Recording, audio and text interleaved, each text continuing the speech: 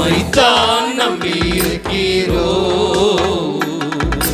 உம்மையன்றி யாரும் இல்லையப்பா. உம்மைத்தான் நம்பியிருக்கிறோ, உம்மையன்றி யாரும் இல்லையப்பா. அற்புதம் செய்யுங்கப்பா எங்க வாழ்க்கையில, உம்மைத்தான் நம்பி இருக்கோம் ஏசப்பா. அற்புதம் செய்யுங்கப்பா எங்க வாழ்க்கையில, உம்மைத்தான் நம்பி இருக்கோம் ஏசப்பா. உம்மைத்தான் நம்பி இருக்கிறோ, உம்மையன்றி யாரும் இல்லையப்பா. உம்மைத்தான் நம்பி இருக்கிறோ, உம்மையன்றி யாரும் இல்லையப்பா. நீங்கதான் ஏதாவது செய்யணும் என்று எதிர்பார்த்து காத்திருக்கிறோ.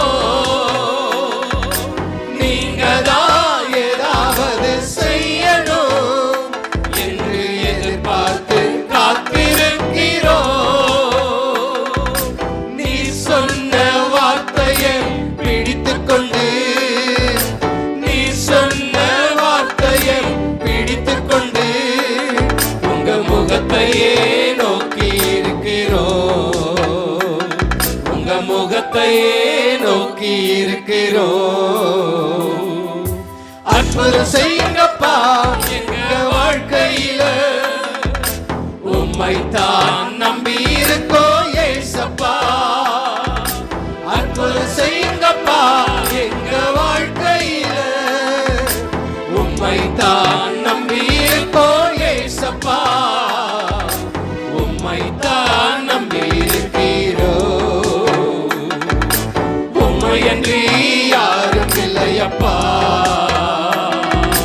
உம்மைத்தான் நம்பி இருக்கிறோ,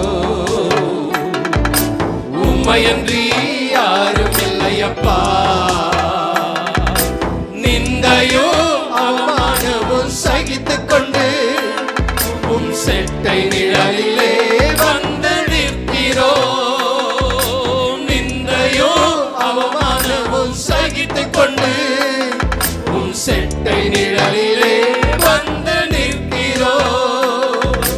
நிச்சயமாய் செய்வீர் என்ற நம்பிக்கையில், நிச்சயமாய் செய்வீர் என்ற நம்பிக்கையில் உங்க கரத்தையே நோக்கி இருக்கிறோ, உங்க கரத்தையே நோக்கி இருக்கிறோ.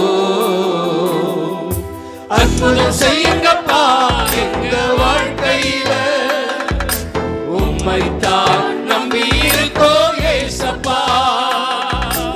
அற்புதம் செய்யுங்கப்பா எங்க வாழ்க்கையில, உம்மைத்தான் நம்பி இருக்கோ ஏசப்பா. உம்மைத்தான் நம்பி இருக்கிறோ, உம்மையன்றி யாரும் இல்லையப்பா. உம்மைத்தான் நம்பி இருக்கிறோ, உம்மையன்றி யாரும் இல்லையப்பா.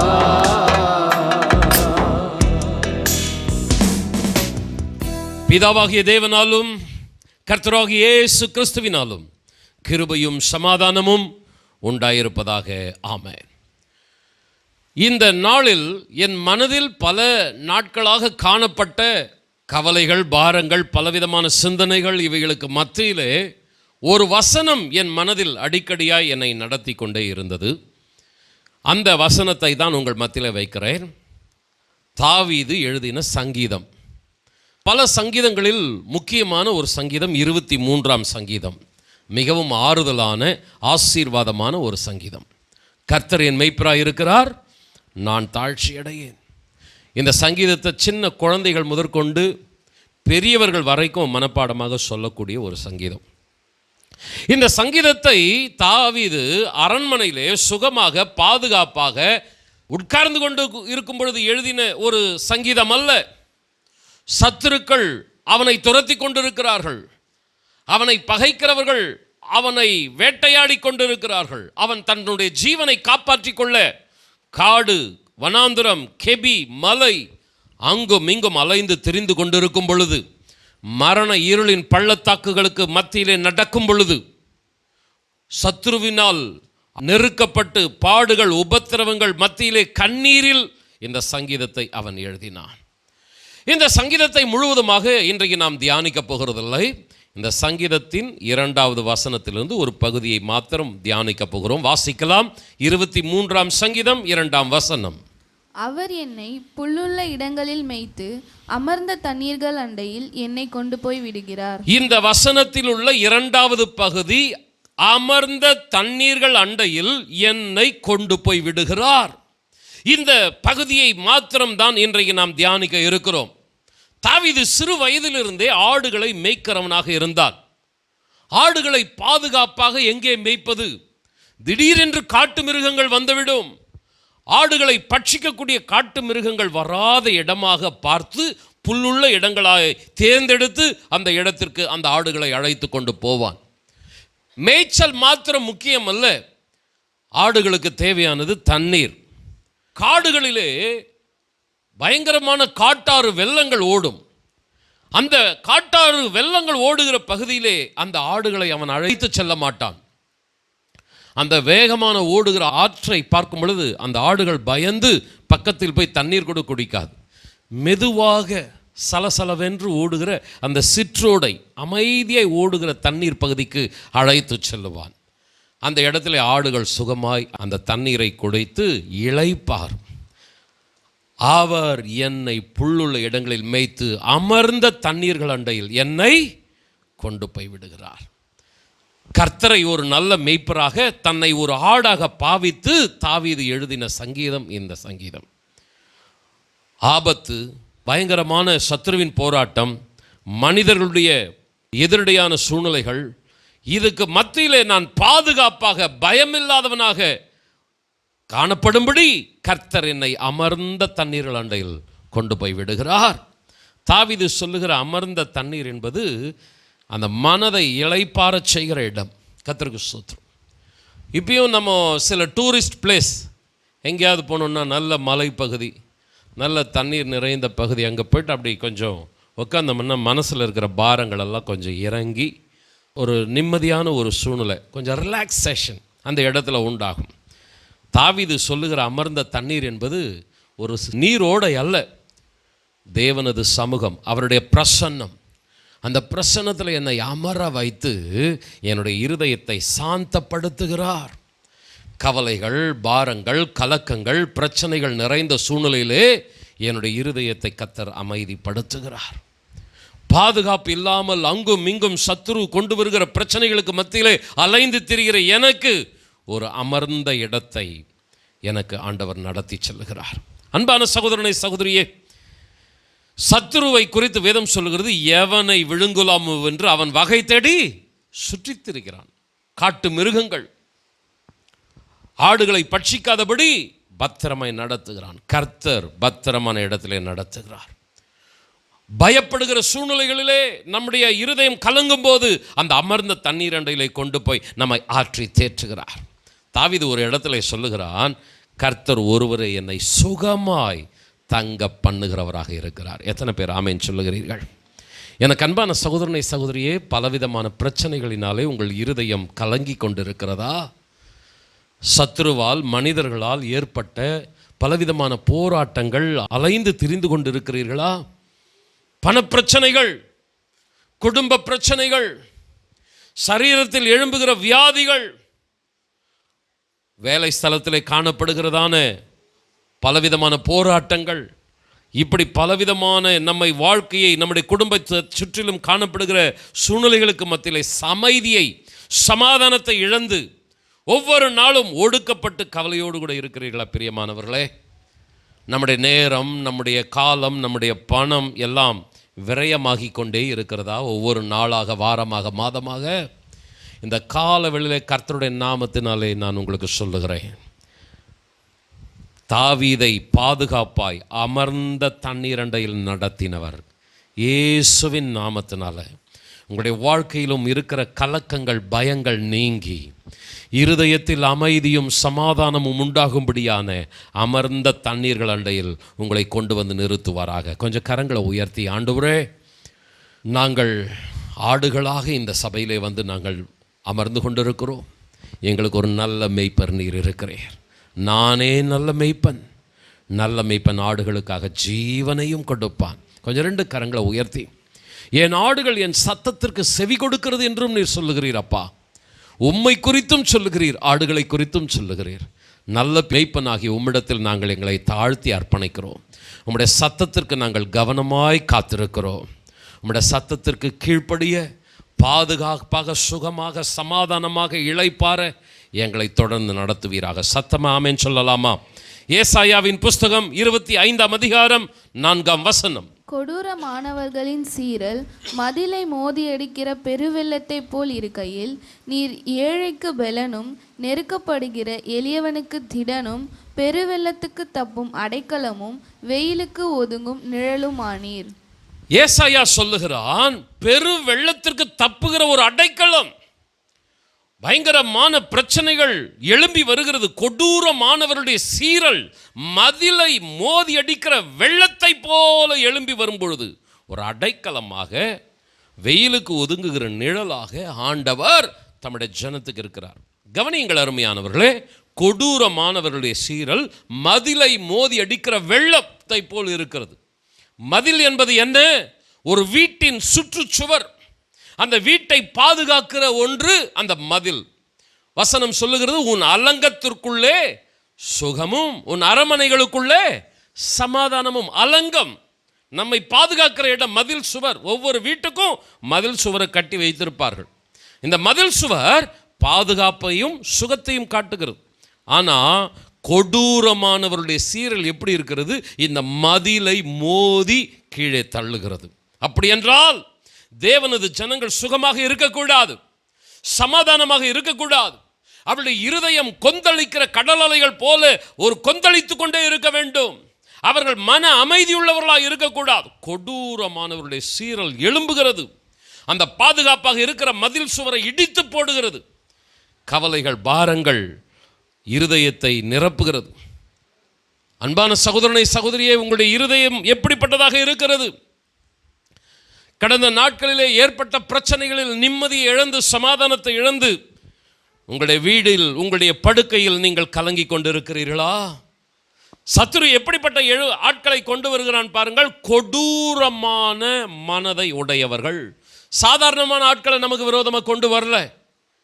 கொஞ்சம் நல்ல நல்ல மனுஷனை, கொஞ்சம் மனசில் ஈரம் இருக்கிறவனை நமக்கு விரோதமாக கொண்டு வரல. அவங்களுடைய மனசாட்சியே இல்லாத ஒரு கூட்டம். கல் மனசுன்னு சொல்கிறாங்களே, ஈவு, இரக்கம், அன்பு எதையுமே எதிர்பார்க்க முடியாது. இப்படிப்பட்டவர்கள் தான் கொடூரமான மக்கள் கூட்டம். தேவனது ஜனங்களுக்கு விரோதமாக வேலை ஸ்தலத்தில், குடும்பத்தில், தெருவில், எங்கே வேணுமானாலும் கொண்டு வந்து நிறுத்துகிற சாத்தான் எப்படிப்பட்ட ஆளை நிறுத்துகிறான்? கொடூரமான மக்கள், மனம் கொண்ட மக்கள். இப்படிப்பட்ட மனிதர்களால் எனக்கு என்ன நடக்க போகிறதோ, இந்த பிரச்சனை என்னமாய் முடியுமோ, கலங்கி கொண்டிருக்கிற என் சகோதரனை, சகோதரியை மறுபடியுமாய் சொல்லுகிறேன், கர்த்தர் உங்களை அமர்ந்த தண்ணீர்கள் அண்டையில் நடத்தி செல்ல போகிறார். உங்கள் இருதயம் சமாதானத்தை காணப்போகிறது. எத்தனை பேர் ஆமென் சொல்லுகிறீர்கள்? ஏசாயா சொல்லிட்டு தொடர்ந்து சொல்கிறான், கொடூரமானவருடைய சீரல் மதிலை மோதி அடிக்கிற பெருவெள்ளத்தை போல இருக்கிறதுன்னு சொல்லிட்டு அப்படியே நிறுத்தில்ல, அவர் ஏழைக்கு பலனாய் இருக்கிறார். ஆமென். நெருக்கப்படுகிற எளியவனுக்கு திடனாக இருக்கிறார். பெருவெள்ளத்துக்கு தப்புகிற அடைக்கலமாக இருக்கிறார். வெயிலுக்கு ஒதுங்கும் நிழலாக இருக்கிறார். 2 கரங்களை உயர்த்தி, எங்கள் தகப்பனே, உம்மை போல ஒரு அடைக்கலம் இல்லை. ஹல்லேலூயா. கர்த்தருடைய நாமம் பலத்த துருகம், நீதிமான் அதற்குள்ளே ஓடி போய் சுகமாய் இருப்பான். 2 கரங்களை உயர்த்தி, ஆண்டவரே, உம்முடைய ஜனங்கள் சுகமாக இருக்கக்கூடாது, சமாதானமாக இருக்கக்கூடாது, கவலை கலக்கத்தில் ஒடுக்கப்பட்டு திரிய வேண்டும் என்று மனிதன், சத்துரு, ஆண்டவரே, பிரயாசப்பட்டு கொண்டிருக்கும் பொழுது உம்முடைய அன்பான சமூகம் உம்முடைய பிள்ளைகளை ஆண்டவர் சூழ்ந்து கொள்ளுவதாக. கர்த்தர் என் மேய்ப்பராய் இருக்கிறார், நான் தாழ்ச்சி அடையவே மாட்டேன். ஆமென் சொல்லுங்களேன். ஆண்டவருடைய நாமத்தினால இந்த காலவெளியில் உங்களுடைய வாழ்க்கையில் காணப்படுகிற பலவிதமான சூழ்நிலைகளுக்கு ஒரு முடிவு உண்டு. இந்த மாதத்தின் துவக்கத்தில் நான் கொடுத்த செய்தியை மறுபடியும் நான் நினைப்பூட்டுகிறேன். நிச்சயமாகவே முடிவு உண்டு. உங்களுடைய கண்ணீர் நிறுத்தப்பட போகிறது. உங்களுடைய இருதயத்தில் சமாதானம் உண்டாக போகிறது. கர்த்தர் அப்படியே செய்வாராக. சத்தமா ஆமென் சொல்லுங்களேன். சங்கீதம் 6:6. என் பெருமூச்சினால் இளைத்து போனேன், ராமுழுதும் என் கண்ணீரால் என் படுக்கையை மிகவும் ஈரமாக்கி என் கட்டிலை நனைக்கிறேன். அன்பானவர்களே, தாவீதுடைய வாழ்க்கை இதுதான். நான் ஆரம்பத்தில் சொன்ன தாவீது அரண்மனையில் உட்கார்ந்துக்கிட்டு இந்த சங்கீதத்தை எழுதவில்லை. அவன் பெருமூச்சினால இளைத்து போயிருக்கிறான். முழுவதும் கண்ணீரை விட்டு விட்டு அந்த படுக்கை தலையண ஈரமாய் இருக்கிறது. இப்படிப்பட்ட அலைச்சல் நிறைந்த ஒரு வாழ்க்கை தான் தாவீதுடைய வாழ்க்கை.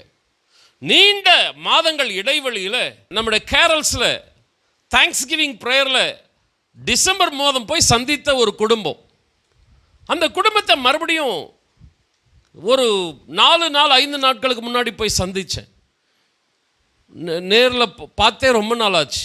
ஃபோன் பண்ணாலும் ஒரு முறை எடுக்கலை. என்ன பிரச்சனை அப்படின்னு தெரியல. சரி சொல்லாமல் கொள்ளாமல் போகலாம் அப்படின்ட்டு என்ன பண்ணேன், ஒரு ப்ரேயருக்கு போயிட்டு அப்படியே அங்கே போனேன். போயிட்டு அவரை பார்த்த உடனே அப்படியே அதிர்ந்து போயிட்டேன். ஆள் தோற்றமே மாறி இருக்கிறார். ஆர்மியிலிருந்து ரிட்டையர் ஆகி வந்தவர், நல்ல திடகாத்திரமான மனுஷன். பார்த்தா மெலிந்து எலும்பும் தோலுமாக இருக்கிறார்.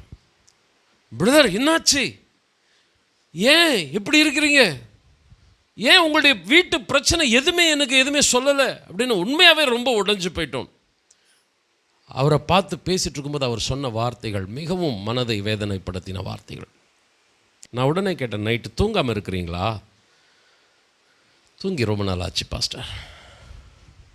என் அன்பான சகோதரனே சகோதரியே, இந்த காலவெளியில் உங்களை தைரியப்படுத்துகிறேன்.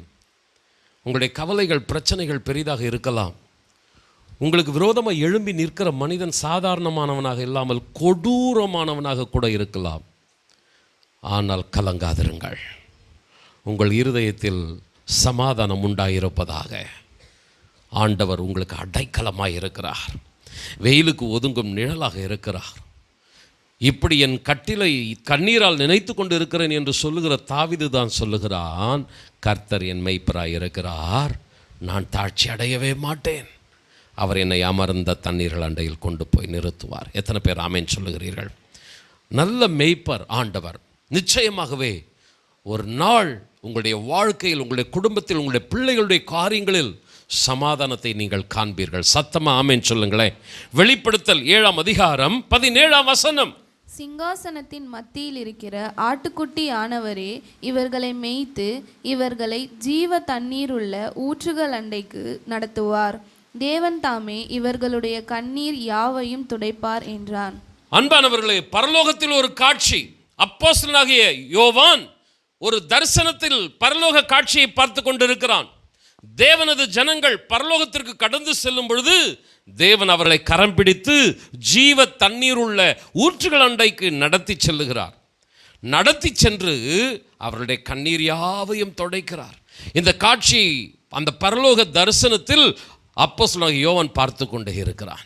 அன்பானவர்களே, இந்த காட்சியை பார்க்கிற நமக்குள் ஒரு எண்ணம், ஒருவேளை நம்முடைய கண்ணீர்கள் பரலோகத்தில் தான் துடைக்கப்படுமா? அங்கே அலறுதல் இல்லை, அங்கே கண்ணீர் இல்லை, அங்கே துக்கம் இல்லை, அங்கே வியாதி இல்லை, அங்கே வருத்தம் இல்லை.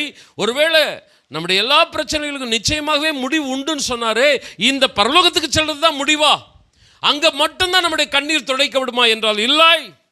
பரலோகத்தின் அனுபவத்தை கர்த்தர் பூமியிலே கொண்டு வர வல்லவராக இருக்கிறார். ஹல்லேலூயா! தேவனது சமூகம் என்பது நம்முடைய கண்ணீரை துடைக்கிற இடம். அந்த இடத்தை தான் தாவீது என்ன சொல்லுகிறான்? அமர்ந்த தண்ணீர்கள் என்று சொல்கிறான். அன்பானவர்களே, உங்களுடைய கண்ணீரை கர்த்தர் நீங்கள் பரலோகத்துக்கு செல்லும்போது தான் துடைப்பார் என்று அல்ல. நீங்கள் வாழ்ந்து கொண்டிருக்கிற இந்த பூமியிலேயே, சபைக்கு வாஞ்சியாய் ஓடோடி வருகிற இந்த இடத்திலேயே உங்கள் கண்ணீரை துடைக்கிறவராய், உங்களை ஆற்றி தேற்றுகிறவராய், உங்களை தைரியப்படுத்துகிறவராய் இருக்கிறார். நான் அவர்கள் மத்தியிலே உலாவி அவர்கள் தேவனாய் இருப்பேன், அவர்கள் என் ஜனங்களாய் இருப்பார்கள் என்று சொன்ன தேவன் உங்கள் பக்கத்தில் வந்து நின்று கொண்டிருக்கிறார். பரலோக காட்சியிலே அவருடைய கரத்தை பிடித்து ஜீவ தண்ணீர் ஊற்று அண்டைக்கு அழைத்து சென்று கண்ணீரை துடைத்த தேவன் இப்பொழுதும் சபைக்கு உங்களை அழைத்து வந்திருக்கிறார். இந்த சபை ஒரு அமர்ந்த தண்ணீர் அண்டை. ஹல்லேலூயா. உங்களுடைய கண்ணீரை துடைத்து உங்களை ஆற்றி தேற்றி தைரியப்படுத்துகிறவராக இந்த திருச்சபையிலே உலாவிக் கொண்டிருக்கிறார். கவனிக்க வேண்டுகிறேன், முக்கியமாக அமர்ந்த தண்ணீர் என்பது வேறு, கடல் நீர் அல்லது காட்டாற்று வெள்ளம் என்பது வேறு. தாவீது தன்னை கர்த்தர் எங்கே நடத்தி செல்லுகிறார்? அமர்ந்த தண்ணீர்கள் அண்டையில். கவனிக்கிறீர்களா பிரியமானவர்களே? எல்லாமே தண்ணீர் தானே பாஸ்டர்? கடல்ல இருப்பதும் தண்ணீர் தானே? வேகமாய் ஓடுகிற காட்டாறும் அங்கேயும் தண்ணீர் தானே இருக்கிறது. ஆனால் அங்கேயெல்லாம் அந்த ஆடுகளை மேய்ப்பன் அழைத்து செல்ல மாட்டான். ஆடுகள் கலங்கி போகும், பயந்து போகும், இன்னும் அந்த வெள்ளத்தில் அடித்து கொள்ளப்பட்டு மரித்தே போகும். அங்கெல்லாம் மேய்ப்பன் அழைத்து செல்ல மாட்டான். நமது ஆண்டவரும் நம்மை எங்கே நடத்தி செல்லுகிறார்? அந்த அமர்ந்த தண்ணீர் அண்டையிலே நடத்தி செல்கிறார். ஆனால் அருமையானவர்களே, இன்னொரு இடமும் இருக்கிறது. கடல் நீர் பொங்கி வருகிற வெள்ளம் போல காட்டாறு இங்கேயும் தண்ணீர் காணப்படுகிறது. மனிதர்கள் இங்கேயும் தங்களுடைய தாகத்தை தீர்த்து கொள்ள இளைப்பாறுதலை சந்திக்க கடந்து செல்லுகிறார்கள். ஆனால் கடல் நீர், காட்டாற்று வெள்ளம் இவைகள் ஏற்படுத்தின பாதிப்புகளை கடந்த நாட்களிலே நம்முடைய தேசத்தில் நடந்த பாதிப்புகளை நாம் அறிந்திருக்கிறோம். சுனாமியினால் ஏற்பட்ட பாதிப்பு இன்றைக்கும் மாறாத சுவடுகளாக சில இடங்களில் அடையாளங்கள் காணப்படுகிறது. அன்பானவர்களே, தேவன் நம்மை நடத்தி செல்லுகிற இடம் எப்படிப்பட்ட இடம்? அமர்ந்த தண்ணீர்.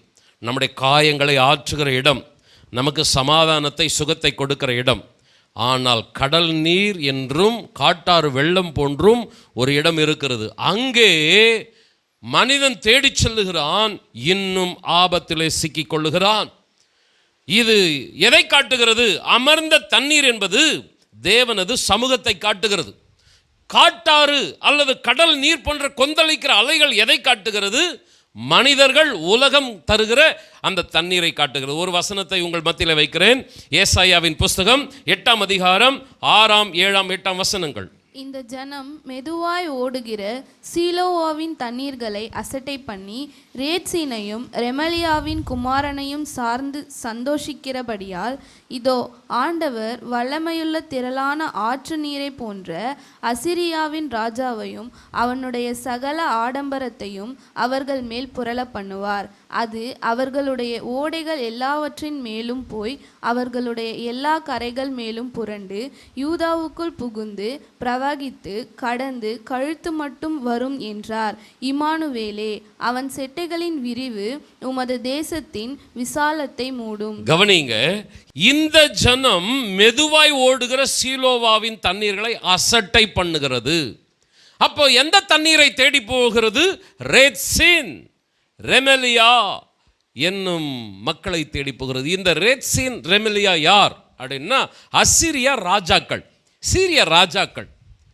இவங்க எதையுமே வேகமாய் செய்து முடிக்கக்கூடிய ஒரு ஆட்கள். ஒரு யுத்தத்துக்கு போகணுமா, இவங்களை கொஞ்சம் கூப்பிட்டுக்கிட்டா, யுத்தத்தில் கூப்பிட்டுக்கிட்டா போதும், எல்லாவற்றையும் சீக்கிரமா முறியடிச்சிருவாங்க. வேகமாய் ஓடுகிற காட்டாறு போன்றவர்கள் ரேத்சீனும் ரெமலியாவின் குமாரரும் சீரிய ராஜாக்கள்.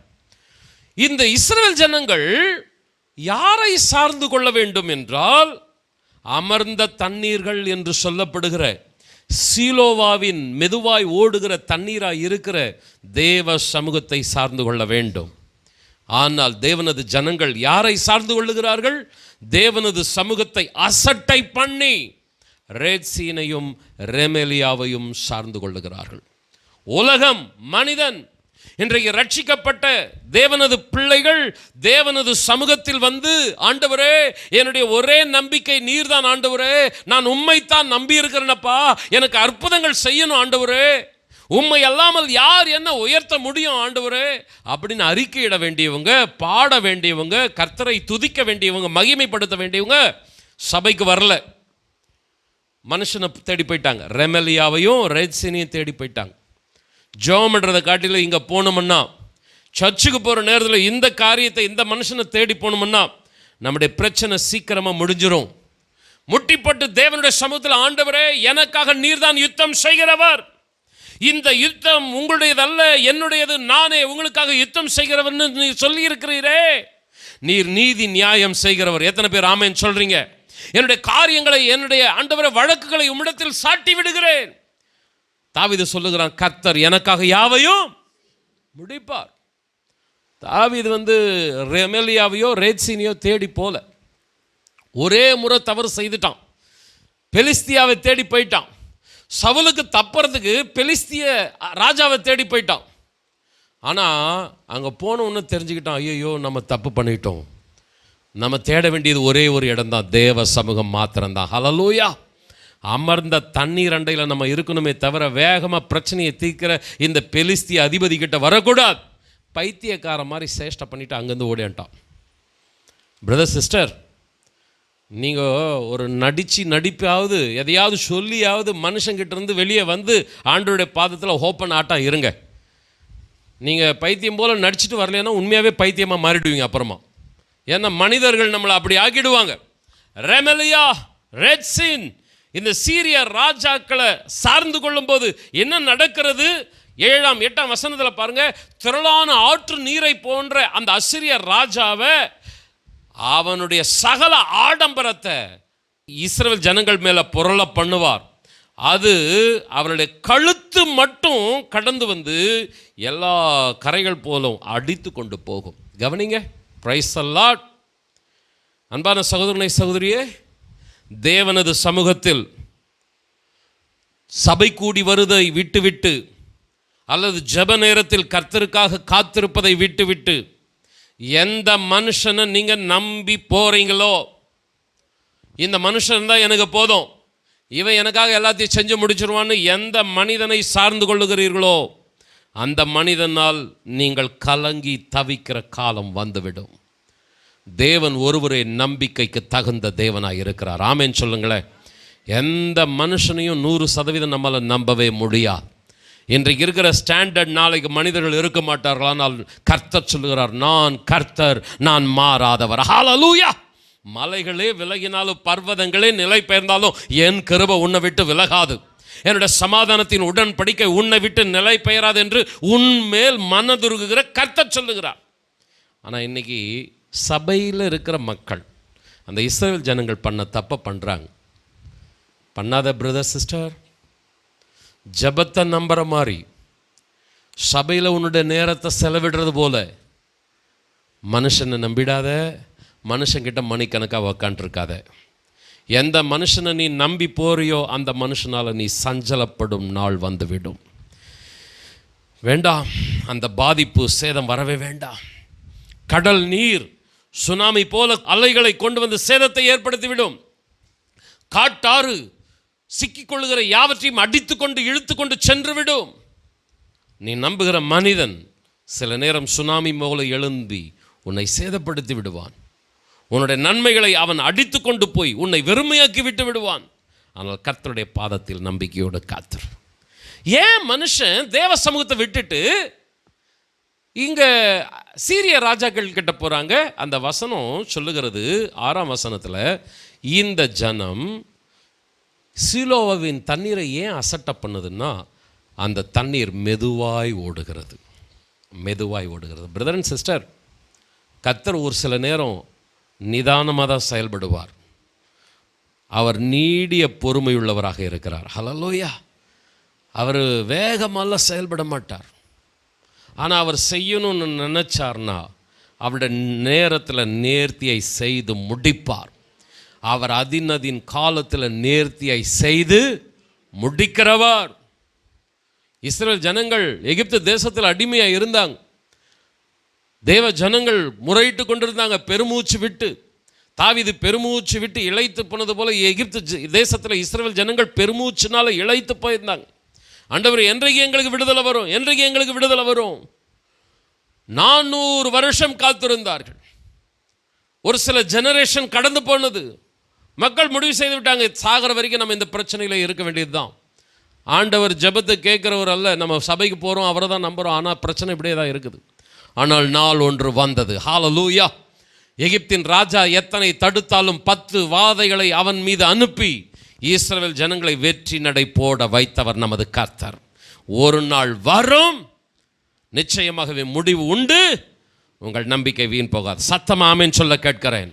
ஆனால் மனுஷன் இன்றைக்கி எந்த உலகத்தில் வாழ்கிறான் தெரியுமா? Fast world. சாப்பிட்றது கூட ஃபாஸ்ட் ஃபுட்டு, சீக்கிரமாக சமைச்சு சீக்கிரமாக சாப்பிடணும். டாக்டர்ஸ் கிட்ட போனீங்கன்னா சொல்லுவாங்க, ஃபாஸ்ட் ஃபுட்டை தயவு செஞ்சு என்ன பண்ணாதீங்க, சாப்பிடாதீங்க, உங்களுடைய வாழ்க்கையும் ஃபாஸ்ட்டாக போயிடும் அப்படின்னு சொல்லுவாங்க. அந்த டைமில் சொல்ல மாட்டாங்க, உடம்புல பல விதமான வியாதி வந்துடும், என்ன இருந்தாலும் வீட்டில் சமைச்சு சாப்பிடுங்க. ஏதாவது ஒரு டைம் போயிட்டு வேறு வழி இல்லை, சமைக்கிறதுக்கு சாப்பிட்றதுக்கு டைம் இல்லைன்னு சாப்பிட்றது வேறு. ஆனால் எப்போ பார்த்தாலும் ஃபாஸ்ட் ஃபுட்டில் போனீங்கன்னா நம்மளுடைய சரீரம் பாதிக்கப்பட்டுரும். எப்போ பார்த்தாலும் வேகமான உலகம் மனிதன்கிட்டயே உங்களுடைய மனம் இருக்குமானா உங்களுடைய வாழ்க்கை பாதிக்கப்படும். நம்முடைய தேவன் நிதானமாய் பொறுமையாய் செயல்படுகிறவர் என்றாலும் அவர் சரியாய் செய்து முடிக்கிறவர். யோபு சொல்லுகிறான், தேவரே நீர் சகலத்தையும் செய்ய வல்லவரப்பா, நீர் செய்ய நினைத்தது தடைபடாது. ஆமென் சொல்றீங்களா? ஹல்லேலூயா. தாவீது சொல்லுகிறான், என் காலங்கள் கர்த்தருடைய கரத்தில் இருக்கிறது, அவர் எனக்காக யாவற்றையும் செய்து முடிப்பார். சத்தமா ஆமென் சொல்லுங்களேன். அன்பான சகோதரனை சகோதரியே, ஒரு பழமொழி ஒன்று சொல்லுகிறது, அரசன் அன்று கொள்வான், தெய்வம் நின்று கொள்வான். வேகமாக செயல்படுற மனுஷன், அதுக்காக மனுஷங்கிட்ட போயிடாதீங்க. நிதானமாக செயல்படுகிறவர் கர்த்தர். அவர்கிட்ட நீதி நியாயம் கரெக்டாக இருக்கும். அவர் பட்சபாதம் உள்ள தேவன் அல்ல. சத்தமாமேன்னு சொல்லுங்க. ஹல்லேலூயா. நீங்கள் அந்த காரியத்தை கையில் எடுத்தீங்கன்னா, நானே யுத்தம் செஞ்சுக்கிறேன், தேவன் ரொம்ப லேட்டாக தான் ஆக்ட் பண்ணுறார், நானே எல்லாத்தையும் பார்த்துக்கிறேன் அப்படின்னா உங்களுடைய நம்பிக்கை நீதி செய்கிற தேவன் மேலே இல்லை என்பதையே காட்டுகிறது. அப்படி இருக்காதிருங்கள் அருமையானவர்களே. தாவீது சொல்லுகிறான், கர்த்தர் என்னை அமர்ந்த தண்ணீர்கள் அண்டையில் கொண்டு போய் விடுகிறார். அமர்ந்த தண்ணீர், சைலண்ட் ஸ்டில் வாட்டர்ஸ், அந்த இடத்துல மன அமைதி சமாதானத்தை பெற்றுக்கொள்ளுகிறான். அந்த அமைதியான நீரோட அந்த மெதுவான தண்ணீர் ஓட்டம் அவனுக்கு ஆசீர்வாதத்தை தாமதமாக, ஒருவேளை நீதி நியாயத்தை லேட்டாக தான் கொண்டு வருது. ஆனாலும் அவன் கர்த்தருக்காக காத்திருக்கிறான். முறைப்படி அவன் தான் ராஜாவாக அமர்ந்திருக்கணும். சாமுவேல் வந்துட்டான், ராஜாவா அபிஷேகம் பண்ணிட்டான். ஆனால் சவுல் இடம் கொடுக்க மாட்டேன்றான். போராட்டம் தொடர்ந்து கொண்டே இருக்கிறது. என் கையை நான் எதுக்கும் நேராக நீட்ட மாட்டேன். எனக்கு ஒத்தாசை வரும் பர்வதங்களுக்கு நேராக என் கண்களை நான் ஏறெடுக்கிறேன். எப்போ அவர் எனக்கு உயர்வை வைத்திருக்கிறாரோ அது வரைக்கும் நான் காத்திருப்பேன். ஆமென் சொல்லுங்களேன். பேதுரு இதைத்தான் சொல்கிறாரு, ஏற்ற காலத்தில் அவர் உயர்த்துகிற வரைக்கும் அவருடைய பலத்த கரத்தில் அடங்கி இருங்கள். பிரதர் சிஸ்டர், மனுஷனை நம்பி வேகமாக இந்த பிரச்சனை சால்வ் ஆகிடும்ட்டு தேவனை விட்டுட்டு, சபை கூடி வருதலை விட்டுட்டு, ஜபத்தை விட்டுட்டு மணிக்கணக்கா மனுஷங்கிட்ட உட்கார்ந்துட்டு இருக்காதீங்க. உங்களுடைய நிலைமை இன்னும் ஆபத்தில் மாட்டிக்கொள்ளும். ஒருவேளை தேவன் நிதானமாய் செயல்படுகிறவராக இருந்தாலும் அவருடைய சமூகத்தில் காரியத்தை ஒப்பு கொடுத்து விடுங்கள். கொஞ்சம் 2 கரங்களை உயர்த்தி, தகப்பனே, உம்முடைய ஜனங்கள் பல்வேறு பிரச்சனைகளை சிக்கி கொண்டு இருக்கிறார்கள். ஆண்டவரே, குடும்பத்தில், சொத்து விவகாரங்களில், வேலை காரியங்களில், இன்னும் பலவிதமான ஆசீர்வாதத்தை எதிர்பார்த்து, என் பிள்ளைக்கு வரவேண்டிய நன்மைகள் என்ற பல சூழ்நிலைகளில் எதிர்பார்த்து காத்து கொண்டிருக்கிறார்கள். ஒருவரும் வேகமாக செயல்பட்டு ஆசீர்வாதத்தை இழந்து விடுகிறவர்களாக இருக்கக்கூடாது. உமக்காய் காத்திருக்க வேண்டும். ஹல்லேலூயா. உமக்காய் காத்திருக்கிறவர்களை நீர் ஒருபொழுதும் வெட்கப்பட்டு போக விடவே மாட்டீர். எத்தனை பேர் ஆமென் சொல்லுகிறீர்? தாவீதை அமர்ந்த தண்ணீர் அண்டையிலே நடத்தி ஏற்ற நேரத்திலே அவனை உயர்த்தின தேவன் எங்களுடைய திருச்சபையிலும் கடந்து வருவீராக. சத்தமாமேன்னு சொல்லலாமா? 2வது ஒரு குறிப்பை வைத்து நான் முடிக்க விருப்பப்படுகிறேன். அமர்ந்த தண்ணீர் என்பது இன்னொரு முக்கியமான செய்தியை நமக்கு கொடுக்கிறது. தண்ணீர் அமர்ந்த என்பது மெதுவான அல்லது அமைதியை, சாந்தத்தை, சமாதானத்தை, ஆறுதலை ஏற்படுத்தக்கூடிய இடம். அது தேவனது சமூகம் என்று நான் சொன்னேன். தண்ணீர், அமர்ந்த தண்ணீர். ஒரு ஆட்டிற்கு தேவையானது தண்ணீர். எவ்வளவு இடத்துல அது அலைந்து திரிந்து அந்த மேய்ச்சலை உட்கொண்டாலும் அதுக்கு சரியான தண்ணீரை கொடுக்கலைன்னா அது பலவீனம் அடைந்து விடும். நம்ம கூட ஒரு நாளைக்கு இவ்வளோ தண்ணீர் குடிக்கணும்ன்ட்டு மருத்துவர்கள் ஆலோசனை கொடுக்குறாங்க. நம்முடைய சரீரத்தில் தண்ணீரினுடைய அளவு இவ்வளோ இருக்கணும்னு ஒரு அளவை வச்சுருக்கிறாங்க. இவ்வளோ லிட்டர் தண்ணி நீங்கள் குடிக்கணும் அப்படின்னு ஆலோசனை கொடுப்பாங்க. நம்முடைய உடம்புல தண்ணீரின் அளவு குறைஞ்சிடுச்சுன்னா வியாதி அதிகமாகும், பலவீனம் ஏற்படும், மரணம் கூட ஏற்பட்டுவிடும். நம்முடைய சரீர வாழ்க்கைக்கு தண்ணீர் மிக மிக தேவை. ஆவிக்குரிய வாழ்க்கைக்கும் தண்ணீர் என்பது மிக மிக தேவை. அன்பானவர்களை, தாவீது சொல்லுகிறான், என்னை ஆற்றி தேற்றுவதற்கு, என்னுடைய காயங்களை கட்டுவதற்கு, என்னுடைய கண்ணீரை துடைக்குவதற்கு மாத்திரம் தேவன் என்னை அமர்ந்த தண்ணீர் அண்டையிலே கொண்டு போகாமல் என்னுடைய உள்ளான மனுஷன் வல்லமையை பலப்படுவதற்கு, ஹல்லேலூயா, நான் உன்னதத்திலிருந்து வருகிற பலத்தை பெற்றுக்கொண்டு எதிர்நீச்சல் போட்டு ஆசீர்வாதங்களை சுதந்தரிப்பதற்கு என்னை அமர்ந்த தண்ணீர்கள் அண்டையில் ஆண்டவர் கொண்டு போய் விடுகிறார். இந்த அமர்ந்த தண்ணீர் என்பதை தேவனது சமூகம், சபை கூடி வருதல் என்று நான் ஒப்பிட்டு சொன்னேன். சபை கூடி வருதல் எதற்காக?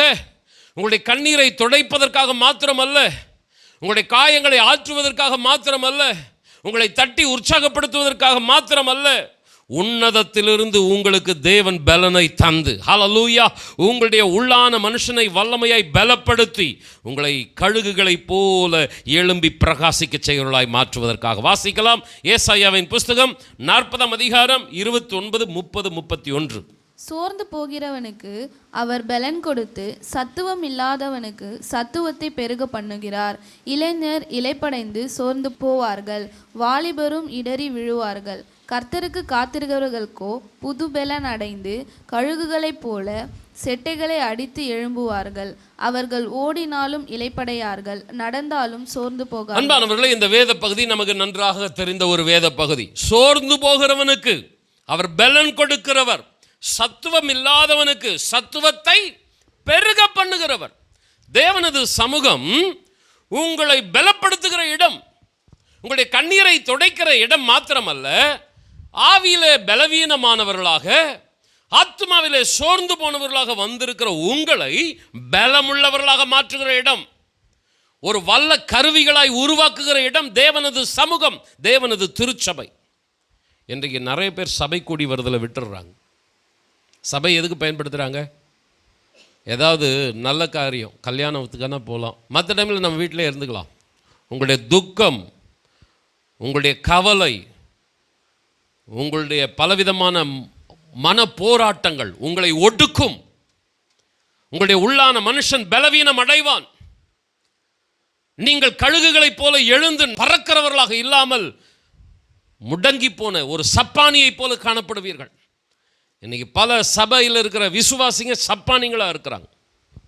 கர்த்தரை துதிக்கிறது கிடையாது, அந்த கழுகத்துக்கு ஒத்த பலன் கிடையாது, உன்னத பலன் கிடையாது. காரணம் என்னம்மா? தேவனது சமூகத்தை அவங்க என்ன செய்கிறது கிடையாது, வைராக்கியமாக தேடுறது கிடையாது. கர்த்தர் என்னை அமர்ந்த தண்ணீர்கள் அண்டையில் கொண்டு போய் விடுகிறார். தாவீது நினச்சிருக்கலாம், கொஞ்சம் அங்கே ரேத்சீனுக்கு போகலாம், அங்கே கொஞ்சம் ரெமலியாவுக்கு போகலாம், அவங்கக்கிட்ட போனால் இந்த சவுலுடைய சாப்டரை முடிச்சிடலாம்.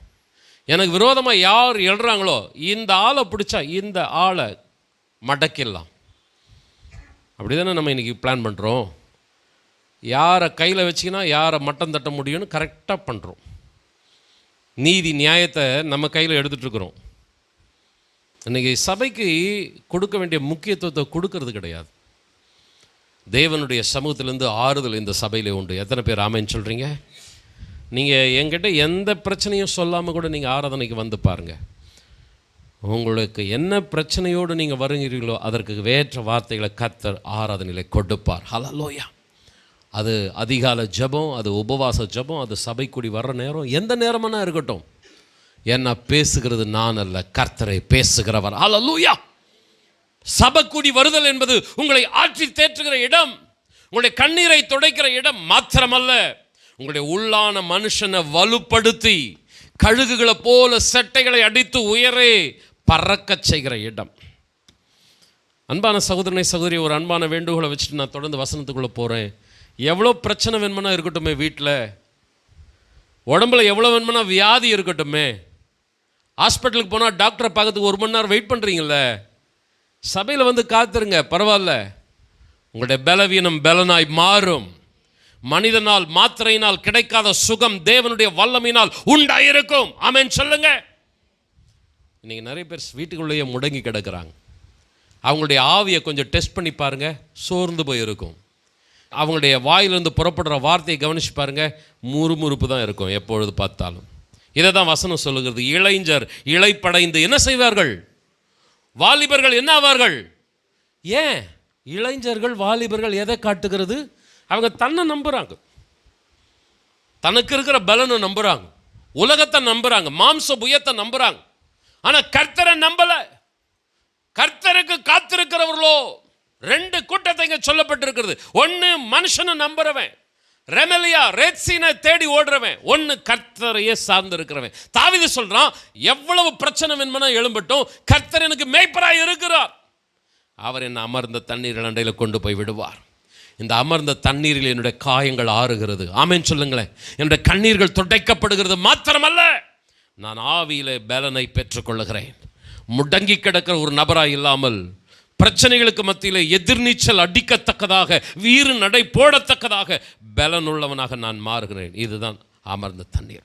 பிரதர் அண்ட் சிஸ்டர், அன்பாய் நான் சொல்லுகிறேன், சபை கூடி வருதில் கம்யூனியன் சர்வீஸ்க்காக மாத்திரம் வைக்காதீங்க. ஞாயிற்று ஃபஸ்ட்டு சண்டே திருவிருந்துக்கு போனால் போதும், அப்படி ஒரு கூட்டம் இருக்குது. இன்னொரு கூட்டம் இருக்குது, கிறிஸ்மஸ்க்கு நியூ இயர் சர்வீஸ்க்கு போனால் போதும், அப்படி ஒரு கூட்டம் இருக்குது. கிறிஸ்மஸ் நியூ இயர் டைமில் மாத்திரம் பார்த்தீங்கன்னா சர்ச் ஃபுல்லாக இருக்கும். கம்யூனியன் சர்வீஸில் மாத்திரம் பார்த்தீங்கன்னா சர்ச் ஃபுல்லாக இருக்கும். மற்ற டைம்லலாம் பரவாயில்ல, வீட்டில் இருந்துக்கலாம். இருங்க, உங்களுடைய கவலை உங்களை ஒடுக்கும். உங்களை தூக்கி எடுக்க யாருமே இருக்க மாட்டாங்க. நீங்கள் தேடி போவீங்க ரெமலியாவை, ரெத்சீனை, அது இன்னும் உங்களுடைய பிரச்சனையை சிக்கலாக்கிடும். சுனாமி மாதிரி உங்களை அடிச்சுட்டு போயிடும். பிரதர் அண்ட் சிஸ்டர், அன்பா சொல்கிறேன், கர்த்தர் சபையில் உலாவி கொண்டு இருக்கிறார். உங்கள் கண்ணீரை துடைக்க உலாவிட்டிருக்கிறார். பரலோகத்து காட்சியில் யோவான் பார்க்குறான், கர்த்தர் அவர்களை அப்படியே கரம் பிடிச்சு ஜீவ தண்ணீர் ஊற்றண்டைக்கு அழைத்து சென்று கண்ணீரை துடைக்கிறாராம். ஹல்லேலூயா. தாவீது அமர்ந்த தண்ணீர் அண்டைக்கு அழைத்து சென்று அவனுடைய காயங்களை ஆற்றின தேவன். கொஞ்சம் கரங்களை உயர்த்தி, ஆண்டவரே, உம்முடைய சமூகத்தை யாரும் அசட்டை பண்ணக்கூடாது. சபை கூடி வருதில் யாரும் விட்டுவிடக்கூடாது. கண்ணும் கருத்துமா, வாஞ்சையா, தாகமா உம்முடைய சமூகத்துக்கு ஓடோடி வர்றவங்களுக்கு நீர் தாகம் தீர்க்கிறவர், நீர் பலன் தருகிறவர், ஆற்றி தேற்றுகிறவர், வல்லமை படுத்துகிறவர். ஆண்டவர், எங்களுடைய சபையில் உம்முடைய ஜனங்களை தொடர்ந்து உமக்காய் காத்திருக்கிறவர்களாய், உம்மிடத்தில் நம்பிக்கையோடு கூட தன்னை அர்ப்பணிக்கிறவர்களாய் காணப்பட உதவி செய்தவர்கள். சத்தமா ஆமென் சொல்லுங்களேன். உலகத்தில் எத்தனையோ மதங்கள், கடவுள் நம்பிக்கைகள், மனிதர்கள் இளைப்பாறுதலுக்காக, சமாதானத்திற்காக, விடுதலைக்காக புண்ணிய இடங்கள், புண்ணிய நதிகள் அலைந்து திரிகிறார்கள். ஆனால் அவருடைய ஆத்துமாவில் இளைப்பாறுதல் இல்லை. இன்னும் இன்னும் நிம்மதியை காணாமல் அவர்கள் அலைந்து திரிந்து கொண்டே இருக்கிறார்கள். சகோதரனே, சகோதரியே, ஆண்டவர் உன்னுடைய தாகத்தை தீர்க்கிறவராய் தம்முடைய ஆலயத்திலே உலாவிக் கொண்டிருக்கிறார். நீ மன அமைதியை தேடி மலை, காடு, புண்ணிய இடங்கள் அலைந்து திரிய வேண்டாம். நீ தேவனுடைய ஆலயத்துக்கு வருவாயானால் உன்னை தேடி பரலோகத்திலிருந்து இறங்கி வந்த தேவன் சபையிலே உனக்காய் காத்து கொண்டிருக்கிறார். உன்னுடைய தாகத்தை தீர்க்க, உன்னை சமாதானப்படுத்த. ஹல்லேலூயா. மனிதன் ஏற்படுத்தின மதங்கள், கற்பனை காவியங்கள் மனுஷனுடைய தாகத்தை தீர்க்காது. ஆண்டவரே, ஆடுகளின் பிரதான மேய்ப்பரை, ஆடுகளை அமர்ந்த தண்ணீர் அண்டையிலே நடத்தி தாகம் தீர்க்கிறவராயிருக்கிறார். யோவான் 7:37. பண்டிகையின் கடைசி நாளாகிய பிரதான நாளிலே இயேசு நின்று சத்தமிட்டு, ஒருவன் தாகமாயிருந்தால் என்னிடத்தில் வந்து பானம் பண்ண கடவன். அன்பானவர்களே, யூதர்களுடைய கூடார பண்டிகை சுக்கோத் என்று இந்த பண்டிகை அழைப்பார்கள். இந்த பண்டிகை நடந்து கொண்டிருக்கிறது. அந்த பண்டிகையிலே ஆண்டவர் காணப்படுகிறார். இந்த பண்டிகை எத்தனை நாட்கள் நடக்கும்? 7 நாட்கள் நடக்கும். 7 நாட்கள் முடிந்து 8வது நாள் பிரதான நாள். அந்த நாளில் பலிகளை செலுத்தி ஜனங்கள் எல்லாரும் கர்த்தரை ஆராதிப்பார்கள். கூடார பண்டிகை. நான் ஒரு முறை சொன்னேன், 3 பண்டிகைகள் யூதர்கள் முக்கியமாய் கொண்டாடுவார்கள் என்று சொன்னேன். ஞாபகம் இருக்கும் என்று நான் நினைக்கிறேன். ஒன்று பஸ்கா பண்டிகை, 2வது பெந்தகோஸ்தே பண்டிகை, 3வது கூடார பண்டிகை. மற்ற பண்டிகையில் ஒருவேளை அவர்கள் இருக்கிற இடத்துல கொண்டாடினாலும் இந்த 3 பண்டிகையில் என்ன பண்ணுவாங்க, தங்களுடைய எந்த ஊரில் இருந்தாலும் அவர்கள் அந்த ஊரை விட்டுட்டு எங்கே வந்துடுவாங்க? எருசலேமுக்கு வந்துடுவாங்க. இன்றைக்கும் யுத்த சூழ்நிலை, தேவனது ஜனங்கள் பல இடங்களிலே சிதறடிக்கப்பட்டு இருப்பார்கள். ஆனால் இந்த சுக்கோத் பண்டிகை வர்ற டைமில் எவ்வளவு எங்கே இருந்தாலும் தேவனது ஜனங்கள் தங்களுடைய வீடுகளை விட்டுட்டு எருசலேமை சுற்றிலும் டென்ட், கூடாரங்களை அமைச்சு அங்கே தங்கியிருப்பார்கள் 7 நாட்கள். கவனிக்கிறீர்களா? கர்த்தருக்கு ஸ்தோத்திரம். இந்த கூடார பண்டிகை நடந்து கொண்டு இருக்கிறது. ஆண்டவர் இந்த கூடார பண்டிகையில் உலாவி ஜனங்களை பார்த்துட்டு இருக்கிறார். வர்றாங்க, ஒருத்தருக்கு ஒருத்தர் பேசுகிறாங்க, சந்தோஷமாக சாப்பிட்றாங்க, பலி அடிக்கிறாங்க, சாப்பிட்றாங்க. ஆனால் அவருடைய இருதயத்தில் இருக்கிற துக்கம் நீங்கலை. அப்படியே அந்த கண்ணீர் துடைக்கப்படாத அந்த முகம் வாடலாகவே அந்த பண்டிகை முடிகிற நாளாக அந்த 8வது நாள் வருகிறது. பண்டிகையின் கடைசி நாள், பிரதான நாள். ஆண்டவர் நின்று சத்தமாய் சொல்லுகிறார், ஒருவன் தாகமாய் இருந்தால் என்னிடத்தில் வந்து பானம் பண்ண கடவன். இன்றைக்கு சபை கூடி வருதல் கூட சடங்காச்சாரமாக மாறிடுச்சு இல்லையா? சபைக்கு இன்றைக்கி எப்படி வராங்க ஜனங்க? சிலர் வந்து சபைக்கு தூங்கிட்டு இருப்பாங்க, சிலர் சபைக்கு வந்து பக்கத்தில் அக்கத்தில் உட்காந்து பேசிகிட்டு இருப்பாங்க, சிலர் சபைக்கு வருவாங்க, சர்ச்சுக்குள்ளே இருக்க மாட்டாங்க, வெளியே தான் இருப்பாங்க, குழந்தைகளோடு விளையாடிட்டு அப்படி தான் இருப்பாங்க. சபை சடங்காச்சாரமாக மாறிடுச்சு. பிரச்சனைகள் மாறாததற்கு காரணம் என்ன? தாகத்தை தீர்க்கிற ஆண்டவரிடத்தில் காத்திருக்கிற ஒரு சபையாக நம்ம இல்லாமல் இருப்பது தான். செலிப்ரேஷன் இருக்குது, சண்டே செலிப்ரேஷன் இருக்குது. அங்கே எப்படி சுக்கோத் பண்டிகையை கொண்டாடினாங்களோ அது மாதிரி சண்டே செலிப்ரேஷன் இருக்குது. பாட்டு பாடுறாங்க, எல்லாத்தையும் பண்ணுறாங்க, ஓகே. ஆனால் ஆண்டவருடைய பிரசன்னத்துக்குள்ள, அவருடைய சமூகத்துக்குள்ளே அர்ப்பணிக்கிற அர்ப்பணிப்பு இல்லை. சடங்காச்சாரமான ஆராதனைகள் இன்றைக்கு சபையிலையும் கிறிஸ்தவர்களுக்கு மத்தியிலையும் காணப்படுகிறது. ஜீவ தண்ணீராகி ஆண்டவரிடத்தில் முழு இருதயத்தோடு அர்ப்பணிக்கவில்லை. ஆண்டவர் நம்முடைய சபை ஆராதனையை சடங்காச்சாரமாக இல்லாமல் உயிருள்ள ஆராதனையாய் மாற்றுவாராக. ஆமென் சொல்லுங்களேன். இந்த ஆராதனை செத்து போன ஒரு ஆராதனையாக இருக்கக்கூடாது. ஒவ்வொரு நாளும் கர்த்தர் நம்ம மத்தியில் கடந்து வந்து நம்மை உயிர்ப்பிக்கிற ஒரு ஆராதனையாக இருக்கணும். ஆமென் சொல்லுங்களேன். ஒருவன் தாகமாக இருந்தால் என்னிடத்தில் வந்து பானம் பண்ண கடவன். இன்னைக்கு அங்கே எங்கே மதங்கள், மனிதர்கள் அலைந்து திரிகிறார்கள் தாகத்தை தீர்க்க, இளைப்பாறுதலை காண. ஆனால் ஆண்டவர் அழைக்கிறார், ஒருவன் தாகமாக இருந்தால் என்னிடத்தில் வர கடவன். வருத்தப்பட்டு பாரம் சுமக்கிறவர்களை நீங்கள் எல்லாரும் என்னிடத்தில் வாருங்கள், நான் உங்களுக்கு இளைப்பாறுதலை தருவேன். ஆண்டவர் ஒரு அழைப்பை கொடுக்கிறார். அடுத்த வசனத்தை 29ஆம் வசனத்தை பார்த்தீங்கன்னா, என்னுடைய நுகத்தை உங்கள் மேல் ஏற்றிக்கொள்ளுங்கள், என்னிடத்தில் கற்றுக்கொள்ளுங்கள், அப்பொழுது உங்களுடைய ஆத்துமாக்களுக்கு இளைப்பாறுதல் கிடைக்கும். அன்பானவர்களை, அழைப்பு கொடுக்கப்படுகிறது. இப்பொழுதும் ஆண்டவர் அழைக்கிறார், வாருங்கள், நான் உங்களுக்கு இளைப்பாறுதலை வைத்திருக்கிறேன்.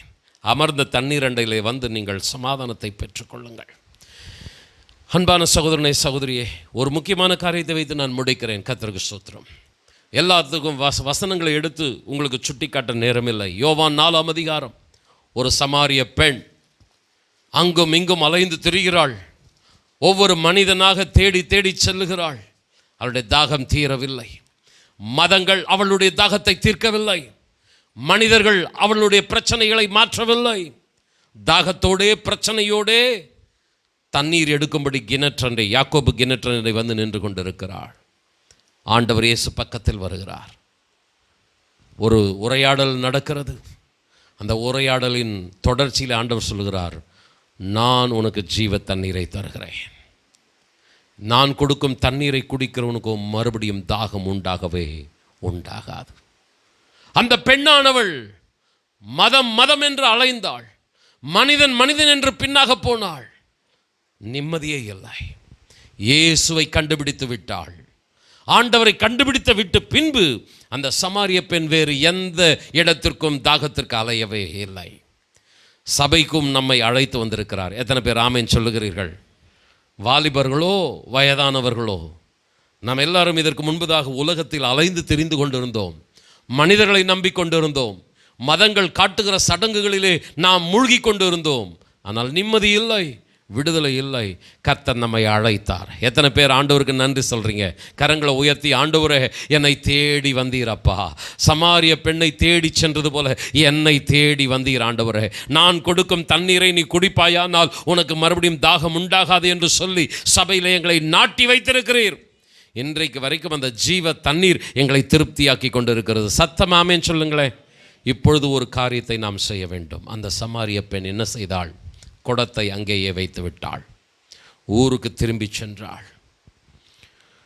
என்னுடைய தாகத்தை தீர்த்த ஆண்டவர் ஒருவர் இருக்கிறார், நீங்களும் வாருங்கள் என்று ஊரை அழைக்கிறாள். அந்த சமாரியா பட்டணம் முழுவதும் ஆண்டவர் இயேசுவை தேடி வருகிறது.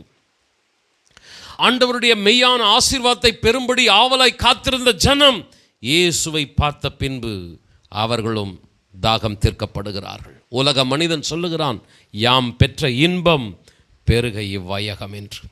சகோதரனே, சகோதரியே, உன்னை அழைத்த தேவன் உன் மூலமாய் ஆண்டவர் சில ஆத்துமாக்களை எதிர்பார்க்கிறார். நீ சிலரையாவது தேவனுடைய சமூகத்திற்கு அழைத்து கொண்டு வருவாய் என்று ஆண்டவர் உன் மீது நம்பிக்கையாக இருக்கிறார். உன்னுடைய குடும்பத்தை, உன்னுடைய உறவுகளை, உன்னுடைய நண்பர்களை ஆலயத்துக்கு நீ அழைத்து வர வேண்டும் என்று கர்த்தர் உன் மீது கண்ணோக்கமாக இருக்கிறார். தாவீதை அமர்ந்த தண்ணீரண்டையில் நடத்தின தேவன் நம்மையும் அமர்ந்த தண்ணீரண்டையில் நடத்தி கொண்டு வந்து இளைப்பாறச் செய்திருக்கிறார். முழங்காற்படியிடுவோமா? கவலைகள், பாரங்கள், கலக்கங்கள் எல்லாவற்றிலிருந்தும் நமக்கு ஒரு விடுதலையை கொடுத்திருக்கிறார். தாவீது சொல்லுகிறான், கர்த்தர் என் மேய்ப்பராய் இருக்கிறார், அவர் என்னை அமர்ந்த தண்ணீர்கள் அண்டையில் கொண்டு போய் விடுகிறார். உலகம் ஒரு கானல் நீர், அது நம்முடைய தாகத்தை தீர்க்கவே தீர்க்காது. மனிதன் ஒரு காட்டாறு போன்றவன், கடல் அலை போன்றவன், வேகமானவன், நமக்கு பாதிப்புகளை, சேதங்களை ஏற்படுத்தி விடுகிறவன். சகோதரனே, சகோதரியே, உன்னுடைய இருதயம் அங்கும் இங்கும் அலைந்து தெரிய வேண்டிய அவசியம் இல்லை. ஆண்டவர் சத்தமிட்டு கூப்பிடுகிறார், ஒருவன் தாகமாயிருந்தால் என்னிடத்தில் வந்து பானம் பண்ண கடவன். கொஞ்சம் முழங்காற்படியிடுவோமா? ஒருவேளை சபையை ஏதாயிலும் ஒரு காரியத்திற்காக மாத்திரம் நீங்கள் பயன்படுத்துகிறவர்களாக இருப்பீர்களானால் ஒரு மன்றாட்டை வைக்கிறேன். இந்த திருச்சபை ஒரு அமர்ந்த தண்ணீர், ஒரு சீலோவம் போன்ற ஒரு மெதுவான நீரோடை. இந்த இடம் உனக்காக யாவையும் செய்து முடிக்கும்.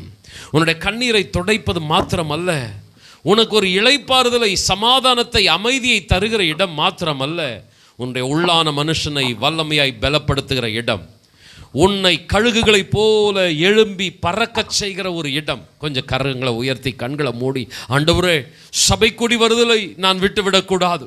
உம்முடைய சமூகத்திலே வாஞ்சையாய் தாகமாய் நான் காத்திருக்க வேண்டும்.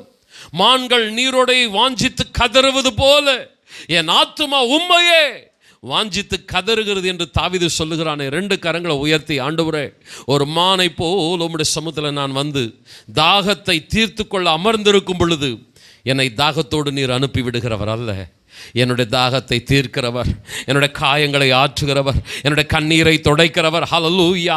ஒரு சமாதானத்தை உண்டு பண்ணுகிறவர். கரங்களை தட்டி ஹல்லேலூயா. உன்னுடைய இருதயத்திலே கவலைகள், கலக்கங்கள், பயங்கள் எல்லாவற்றையும் கர்த்தர் மாற்றி சமாதானத்தை, பாதுகாப்பை கர்த்தர் கொண்டு வருவார். கொடூரமானவருடைய சீரல் மதிலை மோதி அடிக்கிற வெள்ளம் போல இருக்கலாம். உன்னுடைய வாழ்க்கை சிதைந்து போகக்கூடிய அளவுக்கு கொடூரமானவர்கள் உனக்கு விரோதமாக எழும்பலாம்.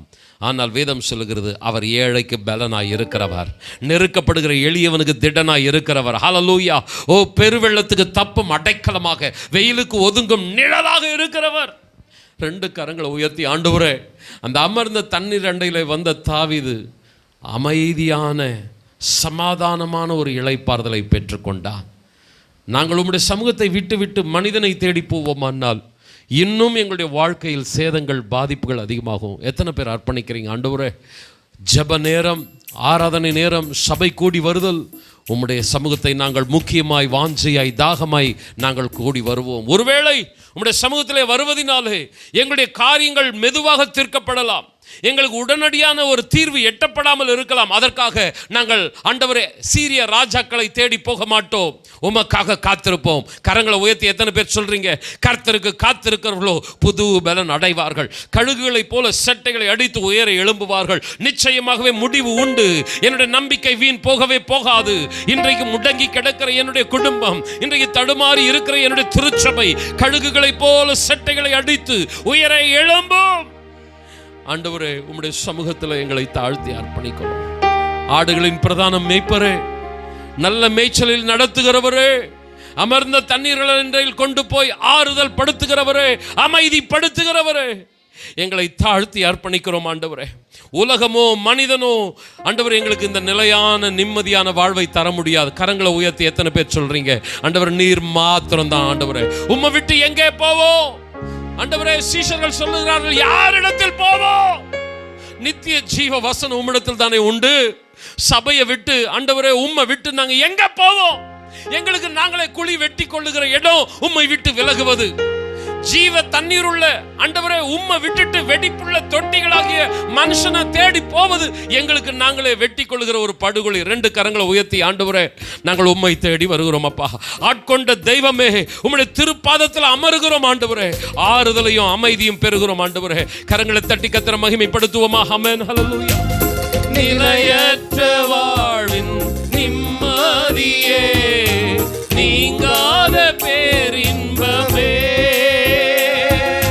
நிலையற்ற வாழ்வின் நிம்மதியே, நீங்காத பேரின்பமே, எந்த நீங்காத பேரின்பமே, என்னை விட்டு நீங்காத பேரின்பமே, ஆட்கொண்ட தெய்வம் திருப்பாதம் அமர்ந்து ஆறுதல் அடைகின்றே, அமைதியை பெறுகின்றேன். காயங்கள் ஆற்றி கண்ணீரை கல்வாரி நாயகனே, கல்வாரி நாயகனே,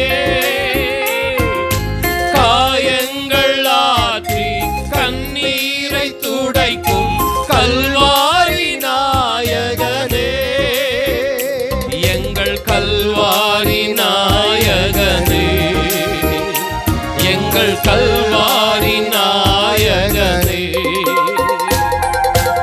ஆட்கொண்ட தெய்வம் திருப்பாதம் அமர்ந்து ஆறுதல் அடைகின்றே, அமைதியை பெறுகின்றே. ஆட்கொண்ட தெய்வம் திருப்பாதம் அமர்ந்து ஆறுதல் அடைகின்றே, அமைதியை பெறுகின்றே. சகோதரர் ஐசக் அவர்கள் நம்மை இறுதி ஜெபத்திலே நடத்துவார். எங்களை உயிராய் நேசிக்கிற எங்கள் நல்ல ஆண்டவரே, அப்பா தகப்பனே, இந்த நாளிலே கூட நீர் எங்களோடு பேசினீரே ஆண்டவரே. நாங்கள் மனிதர்களை நம்பி எவ்வளோ தூரம் போயிருக்கிறோம் ஆண்டவரே. ஆனாலும் கூட அப்பா தகப்பனே, நாங்கள் நற்றாற்றில் நின்று இருக்கிறோம் ஆண்டவரே. எங்களை மனிதர்கள் தேற்றுவதில்லை ஆண்டவரே. நீர் ஒருவரே எங்களை தேற்றரவாளராய் இருந்த ஆண்டவரே. மான்கள் தண்ணீரை வாஞ்சித்து கதறுவது போல் அப்பா தகப்பனே, எங்களுடைய ஆத்துமா உண்மையே வாஞ்சித்து கதறுகிறது ஆண்டவரே. எங்களை புல்லுள்ள இடங்களை மேய்த்து அமர்ந்த தண்ணீராண்டை கொண்டு போய் சேர்க்கிற தேவனாய் இருக்கிறீர் அப்பா தகப்பனே. மனிதனோ அப்பா தகப்பனே எங்களுடைய உழைப்பை எடுத்துக்கொண்டு ஆண்டவரே அவர்களுக்கு தேவையானதை மட்டும் எங்களிடத்திலிருந்து எடுத்து ஆண்டவரே எங்களை ஒரு காய்ந்து போகிற புல்லை போல எங்களை விட்டு விடுகிறார்கள் ஆண்டவரே. ஆனாலும் கூட அப்பா தகப்பனே நீர் எங்களை நினைவு கூர்ந்து அப்பா தகப்பனே நீர் எங்களை வழிநடத்தி அப்பா தகப்பனே இதுவரைக்கும் எங்களை கரம் பிடித்து நீர் நடத்தி வந்த எல்லா பாதைகளுக்காக நன்றி ஆண்டவரே. நாங்கள் வந்த வண்ணமராய் செல்லாதபடிக்கு அப்பா தகப்பனே இந்த நாளிலே கூட ஆண்டவரே நீர் எங்களோடு நீர் பேசினீரே. உம்முடைய ஜீவன் உள்ள வார்த்தைகளுக்காக நன்றி செலுத்துகிறோம் அப்பா தகப்பனே.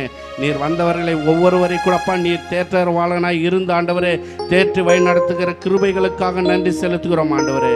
எல்லா கணம் துதி மகிமை யாவும் என் தேவன் ஒருவருக்கு மாத்திரமே நாங்கள் ஏறெடுக்கிறோம் ஆண்டவரே.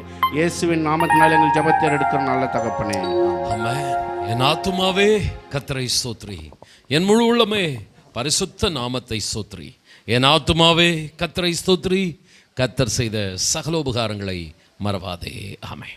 நம்முடைய கர்த்தராகிய இயேசு கிறிஸ்துவின் கிருபையும் பிதாவாகிய தேவனது அன்பும் பரிசுத்த ஆவியானவருடைய ஆறுதலும் ஆசீர்வாதமான வழி நடத்துதலும் நம் அனைவரோடு கூட என்றென்றும் தங்கியிருப்பதாக. ஆமென். Praise the Lord. கர்த்தர் உங்களை ஆசீர்வதிப்பாராக.